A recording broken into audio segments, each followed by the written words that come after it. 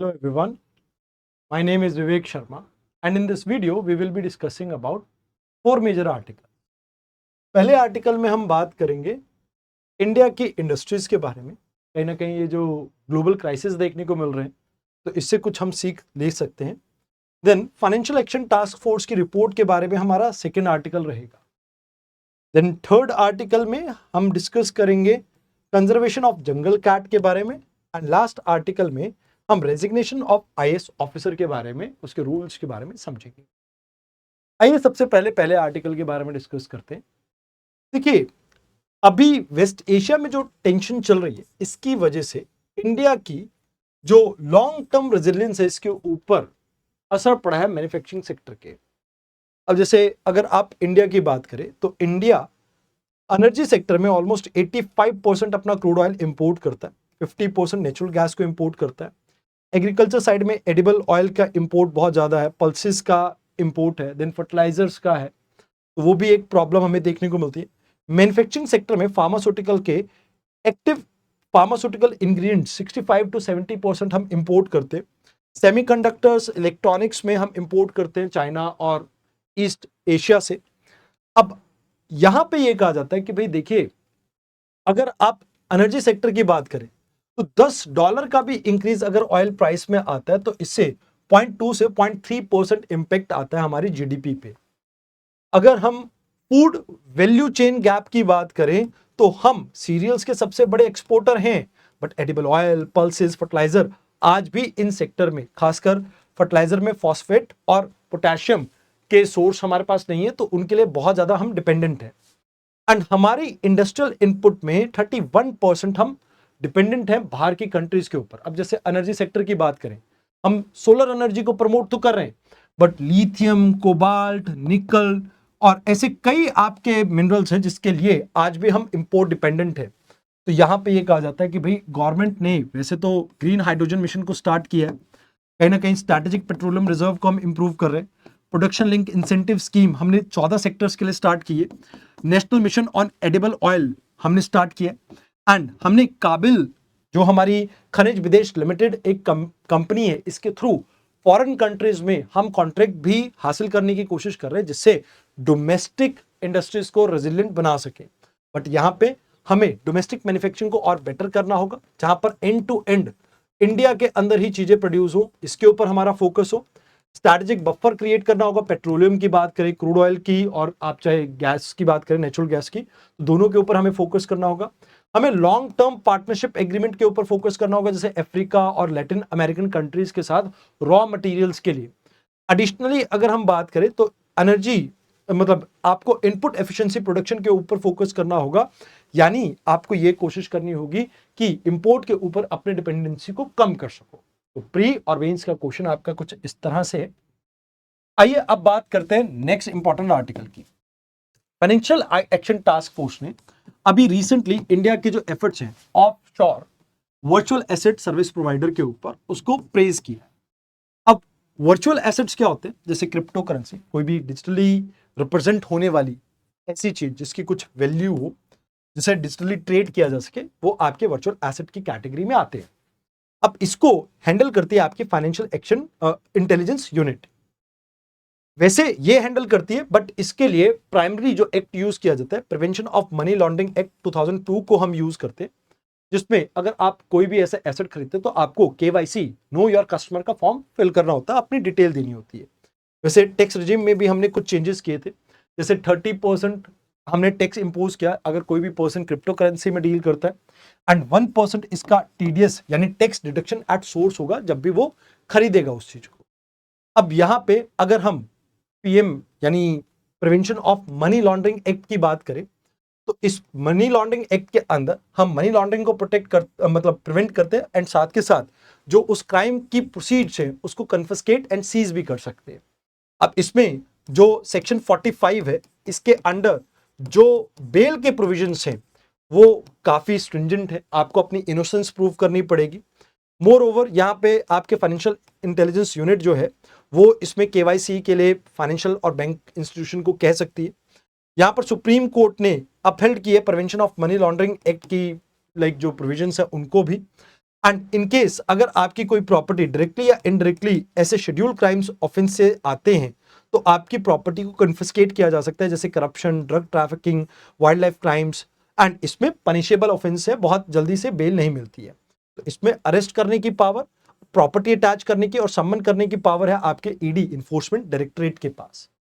अब कहा जाता है कि भैया देखो आज की डेट में एक सबसे बड़ी प्रॉब्लम क्या चल रही है, इंडिया के बॉर्डर के पास ये थाईलैंड म्यांमार बॉर्डर जो है, कंबोडिया है, लाओस है, यहाँ पर वर्चुअल एसेट लॉन्ड्रिंग का काम चल रहा है कि भाई यहाँ पर इलीगल आपके कुछ ऐसे ट्रेड चल रहे हैं जिसमें वर्चुअल एसेट्स को मनी लॉन्ड्रिंग के लिए यूज किया जा रहा है और ह्यूमन ट्रैफिकिंग के थ्रू खासकर इंडियन सिटीजन को यहाँ पे टारगेट किया जा रहा है।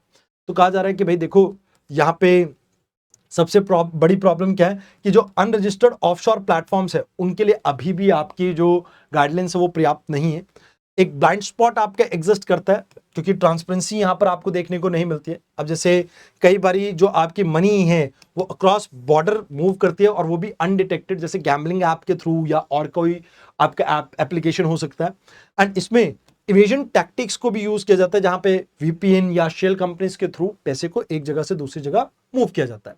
वैसे गवर्नमेंट ने ये कहा है कि भाई फाइनेंशियल इंटेलिजेंस यूनिट ने ये मैंडेटरी रहेगा कि आपका प्रिंसिपल ऑफिसर जो भी वर्चुअल एसेट्स होंगे ये फिजिकली इंडिया में बेस्ड हो।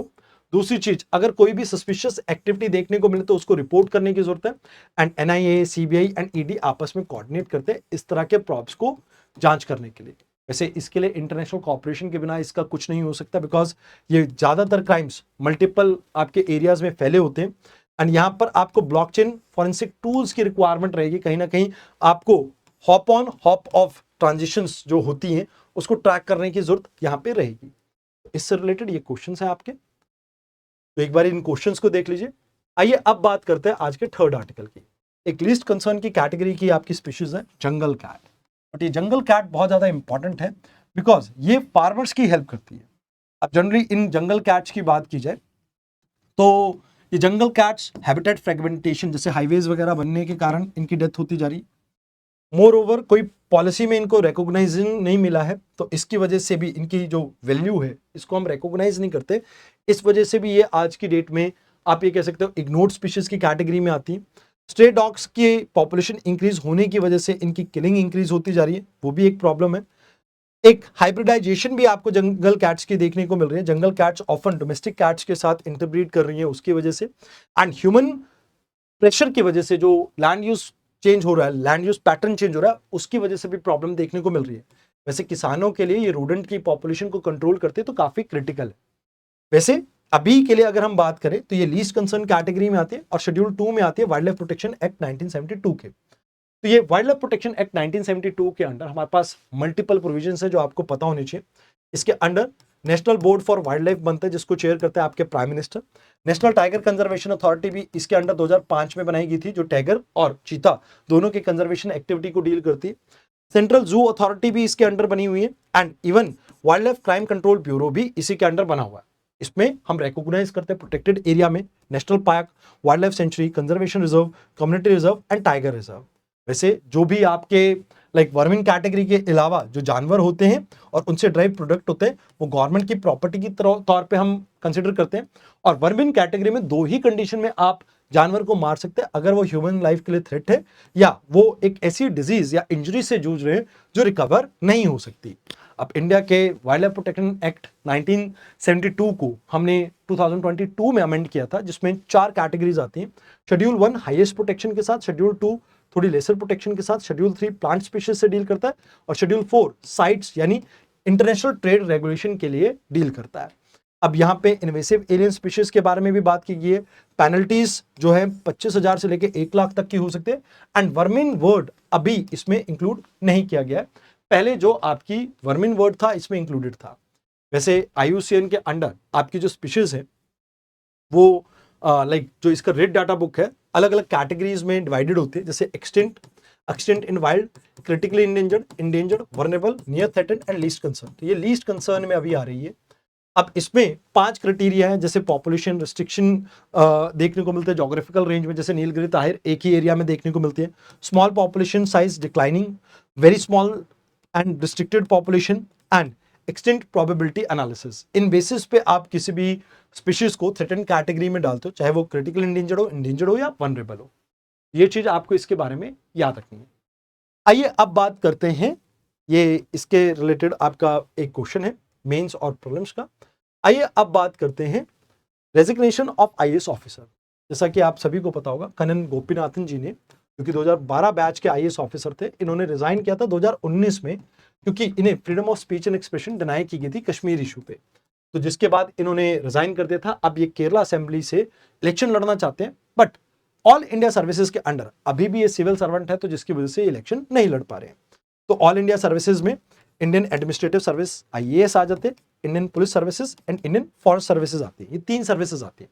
आर्टिकल 312 के अंडर राज्यसभा अगर 2/3 मेजॉरिटी से ये डिक्लेयर करते हैं कि नेशनल इंटरेस्ट के लिए कोई सर्विस क्रिएट करनी जरूरी है ऑल इंडिया लेवल पे, तो पार्लियामेंट इसको क्रिएट कर सकते हैं। यूपीएससी इस एग्जाम को कंडक्ट करती है सिविल सर्विसेज एग्जामिनेशन के तौर पे या इंडियन फॉरेस्ट सर्विसेज के एग्जाम के तौर पे। अगर देखा जाए तो वैसे इसमें ड्यूल कंट्रोल रहता है। सेंटर इनको लाइक आप कह सकते हो ट्रेन और रिक्रूट करती है, बट स्टेट कार्डर को ये सर्व करते हैं, डेपुटेशन पे ही सेंटर पे आ सकते हैं। आर्टिकल 311 यहाँ पे बात करता है कि भाई आप डिसमिस या रिमूव कर सकते हैं, बट वो अथॉरिटी सबऑर्डिनेट नहीं होनी चाहिए, यानी प्रेसिडेंट इन्हें अपॉइंट करते हैं तो प्रेसिडेंट से नीचे कोई इन्हें हटा भी नहीं सकता है।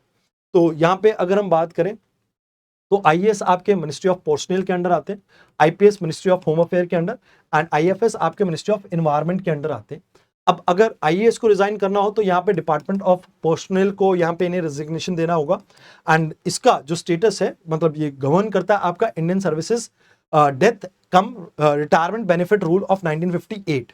तो इसमें कहा जाता है कि भाई देखो, आईएएस को जब भी यहाँ पे लाइक रिटायर या कभी रिजाइन करना हो तो rule 5 clause 1 and 5 clause 1A इसको गवर्न करता है। एंड इसमें जब रेजिग्नेशन आती है तो उसके बाद गवर्नमेंट के पास कोई टाइम लिमिट नहीं है कि कितने दिन में उनको यहाँ पे इसका जवाब देना है।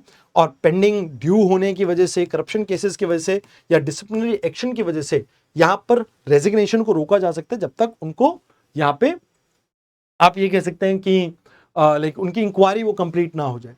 वैसे 2010 के बाद से अब तक 100 से ज्यादा आईएएस ऑफिसर रिटायर हो चुके, बट किसी भी केस में इतना डिले नहीं देखने को मिला।